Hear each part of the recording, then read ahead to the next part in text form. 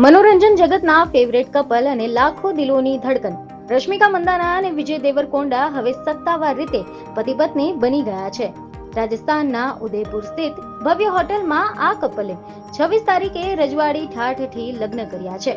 ગુરુવારે સવારે 10:10 રશ્મિકા અને વિજયે તેલુગુ અને કોડવા બંને પરંપરા મુજબ લગ્ન વિધિ પૂર્ણ કરી હતી.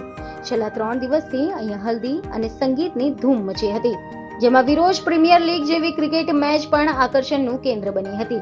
આ ખાનગી સમારોહમાં માત્ર પરિવારના સભ્યો અને ફિલ્મી દુનિયાના ખૂબ જ નજીકના મિત્રો હાજર રહ્યા હતા.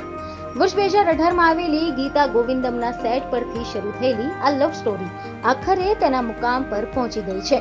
ગત વર્ષે છુપી રીતે સગાઈ કર્યા બાદ લગ્નના 4 દિવસ પહેલા જ તેમને પોતાના સંબંધો જાહેર કર્યા હતા અને હવે 4 માર્ચે હૈદરાબાદમાં એક ભવ્ય રિસેપ્શન યોજવા જઈ રહ્યા છે, જેમાં સાઉથ અને બોલિવૂડના દિગ્ગજ સિતારાઓની હાજરી જોવા મળશે.